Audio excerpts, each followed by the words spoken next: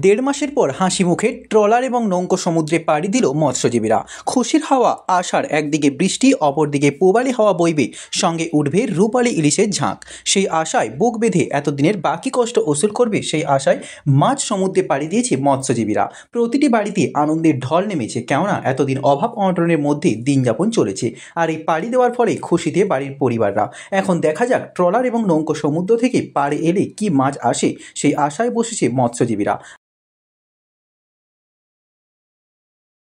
আজকে 15ই জুন সমস্ত ফিশিং বোটরা মাছ ধরতে গেছে।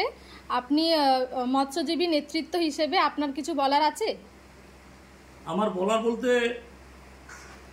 আমরা উপকূল ভাগে সারা পশ্চিমবঙ্গে এই মুহূর্তে মৎস্য শিকারের নির্দেশিকা জারি হয়েছে। 61 দিন ফিশিং বন্ধ ছিল। আমাদের সংগঠনের পক্ষ থেকে বারবার বলা হচ্ছিল 61 দিনের জায়গা অন্তত 90 দিন বা 120 দিন বন্ধ হোক। আমাদের West Bengal United fisherman association বারবার চাইছে 4 মাস যদি ফিশিং বন্ধ হয়, তবে গিয়ে সমুদ্রে মাছ সংরক্ষিত হবে, তবে গিয়ে যে বাকি 8 মাস ঠিকমতো মাছ পাবে, কম খরচে কম দিনে বেশি মাছ পাবে। কিন্তু আমাদের রাজ্য সরকার 12 নটিক্যাল মাইলের বাইরে তাদের কোনো আইনত অধিকার নেই ফিশিং বন্ধ করার।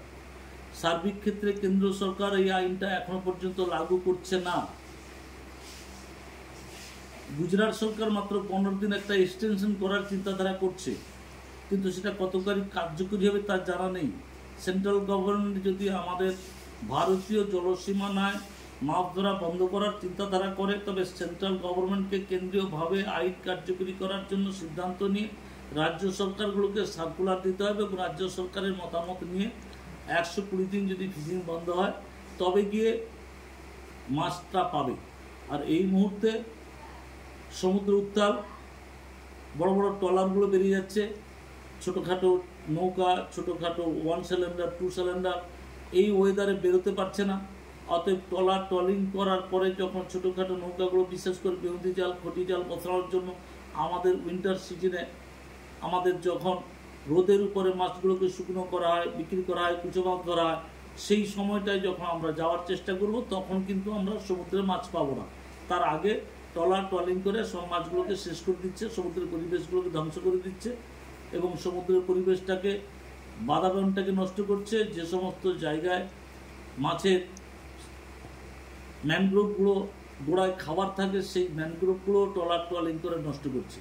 আমাদের সংগঠন চাইছে যে ট্রলারগুলো পরিবেশের দিকে ধ্বংসাত্মক, বিদেশি ট্রলারটাকে অনেকখানি কন্ট্রোল করা হয়েছে বহু আন্দোলনের দ্বারা। দেশি ট্রলারগুলো কিছু কন্ট্রোল করার প্রশ্ন এসেছে, না হলে কিন্তু আগামী দিনে সমুদ্র শূন্য হবে। এর বেশি আমাদের কিছু নেই। আমাদের দাবিটা হচ্ছে সারা ভারতবর্ষে যাতে 61 দিনের জায়গায় 120 দিন ফিশিংটা বন্ধ হয়।